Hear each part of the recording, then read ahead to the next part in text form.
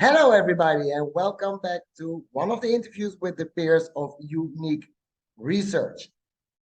And I'm giving the honor to Helen to introduce herself because she can do that way better than I can. So please welcome Helen and let us know who are you, where are you from, and a little bit about your background, please. Thanks very much, Mariska. So I am Helen Burns. I'm based in Ireland.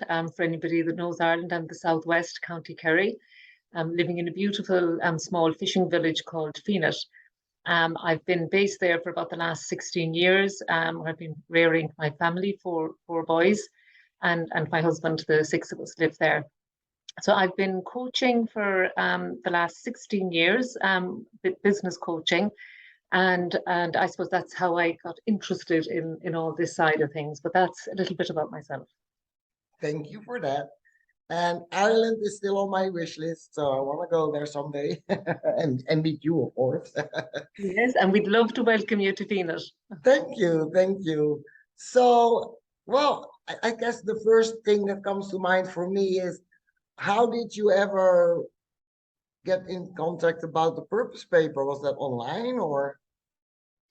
Yeah, well, it was very interesting actually, Mariska, because I had never come across anything quite like this before, even though I'd been involved in the coaching space. I've been involved in a lot of things in relation to personal development and behavioral profiling, but nothing on this level. It was my coach, Martin Yimink, who's in New Zealand, who actually knows Monique quite well. And it was through him that I got introduced to Monique and got my reading done. Ah, okay, interesting. And so before that, you also didn't heard, like, for example, about human design? No, Never, completely never new heard of it. And I may have, Mariska, I now meet so many people who are familiar with human design. I think I must have come across it at some stage, but it's definitely nothing, it hasn't been something that I have studied myself or knew anything about. Even though I have done lots of different courses, but I can't believe myself, Mariska, that because it's such a new world and way of looking at things. I'm actually shocked myself that I have never come across this before, but it's also very exciting that at my age I can still come across really new, exciting ways of looking at things. So yeah, so I'm very privileged and blessed and grateful that the opportunity to be introduced to Monique and Purposepaper readings. And yes, there is a lot in common, I suppose, with human design as well. Yeah, I will explain to our audience that human design is used as an inspiration for the Purposepaper. So that's why we're talking a little bit about that, because we're curious also if people already know something about human design or not, maybe. So that's why I was asking that from Helen. So now I'm of course curious. How do you want to share with us if the Purposepaper had any effect on your life? The short answer is yes, it definitely did. I can feel another question coming on, Mariska. Yeah, would you want to elaborate on that? What was the biggest effect for you? I was going to say relationships with people, but actually the biggest one was my relationship with myself. Oh. So I would have done what I would have considered a lot of work in personal development, and there's still a lot to be done. Well, so I was quite aware of, I suppose, being aware of our own emotions and how they lead to our actions, behaviors, decisions, what we say, what we do, and that if we're more in tune with our emotions, then and understand where they're coming from, then we may choose a different response, a better response. So I was quite aware of all of that. But the Purposepaper reading really brought all that home to another level again. And it really helped me understand who I am an awful lot more and be a lot more comfortable with who I am. think I spent a huge amount of my life, time, energy, and resources in trying to be a better version of myself, in be it a parent or wife or neighbor or daughter or coach or whatever. And I think I was trying to fit in to maybe society's or other people's expectation of what that better version might be or look like, without really realizing that really I am who I am. And I suppose God doesn't make mistakes if one believes in God. Yes. And that really it's okay to be me. And that really my job is to understand better who I am and to be true to that. So that had a massive impact on my life. And the knock-on effect then is with relationships. And I please don't get me wrong, I still get frustrated and stressed and annoyed. And me and my fabulous husband still have differing opinions from time to time, and it can get quite energetic. But I do feel that I deal with them differently. I feel that I don't take things as personally. So things that I feel are happening to me, that I more understand, okay, they're happening for me. There's a learning for me here as well. And I think I deal with things quicker than I would have previously. And I'm always looking for I suppose, realizing that the easiest path, the path of least resistance, is more often than not is the correct path. Where I feel as if I was misprogrammed along the line to think that if it's the right path, it's going to be tough and it's going to be difficult and you're going to have to work really hard. So I'm finally beginning to realize some of that knowledge that I had already, but I'm beginning to realize the results of it easier in my life, the benefits of that knowledge in my life. And I absolutely put that down to the readings. So you touched upon behavior a little bit, and I want to go into that a little bit deeper if you are willing, because did you change a specific behavior because of the purpose paper? And if so, do you have an example for that? Yeah, I think I changed a lot of behaviors, but very, very subtly and over a long period of time. So, one of the behaviors I would have changed is if I have, let's call it a run-in with one of my sons. I have two teenage sons, and so sometimes again we might have a difference of opinion in something, and especially if it gets heated, I'm thinking, did I honor my strategies there? And for me, that is to respond. And more often than not, when I look back, I haven't. And I realize that it was nearly like adding fuel to a fire. So instead of taking a situation and making it better, I actually ended up making it worse. And so that was definitely a change in behavior. And I would actually catch myself during it sometimes, and I would literally apologize to my son and say, okay, I didn't respond to that properly, and say, can we take a couple of steps back and start again? So that was definitely one. I used to take things that people would say to me or things that would happen to me really, really personally. I'm nearly embarrassed that I would take them so personally. And now when I feel that happening at all, I stop myself and say, hang on a minute, Helen, this isn't actually really about you. It was actually maybe more about the circumstance or situation, and it's not actually really a big deal.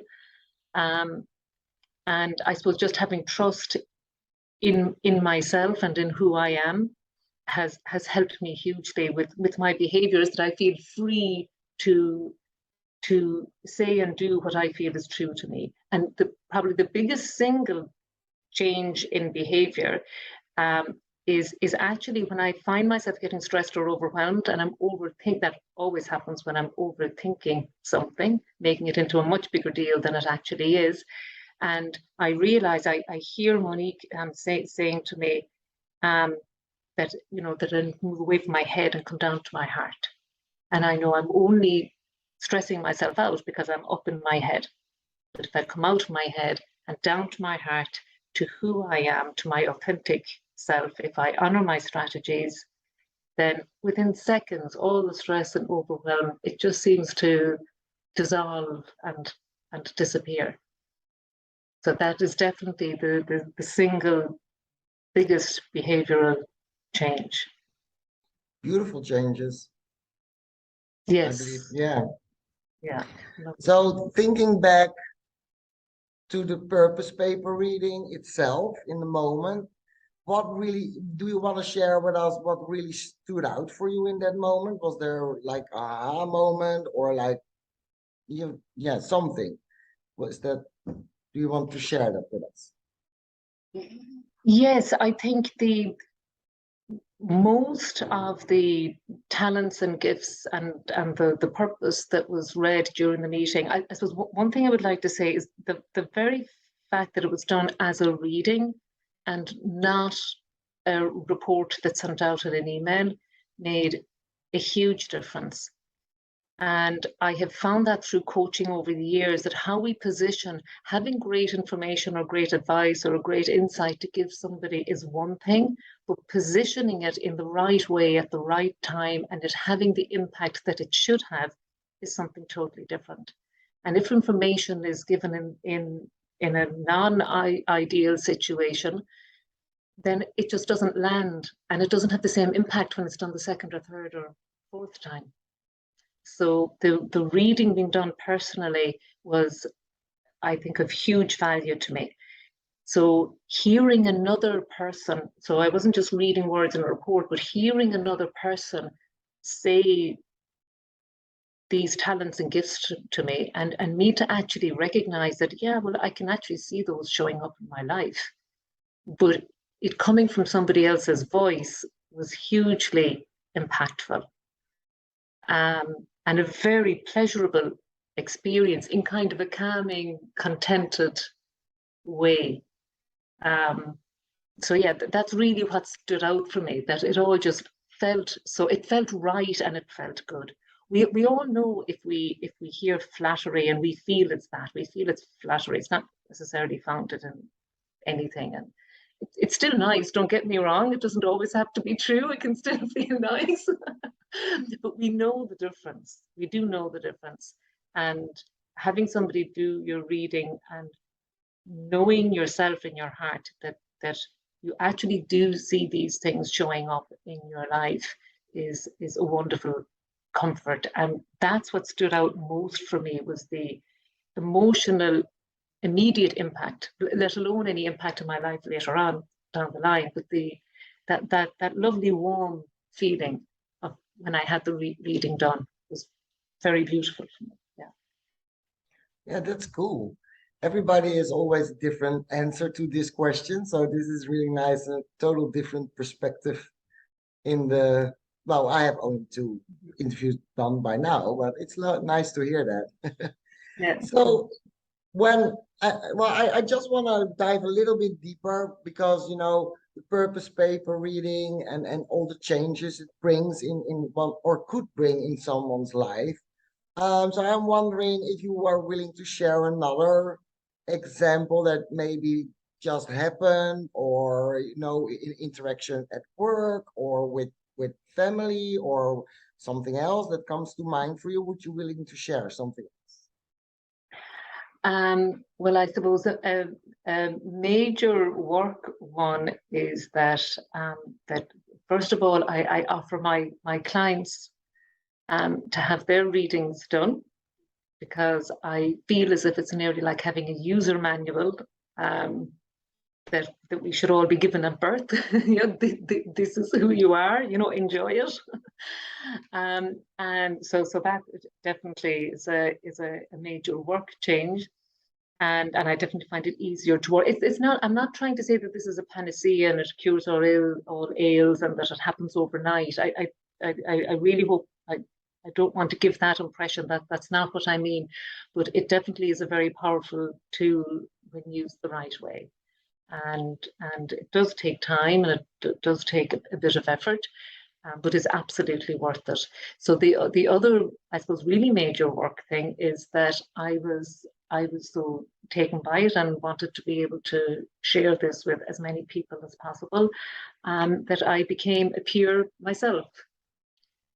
So I suppose that that was definitely a major work change. Yeah. Nice, and we're happy to have you.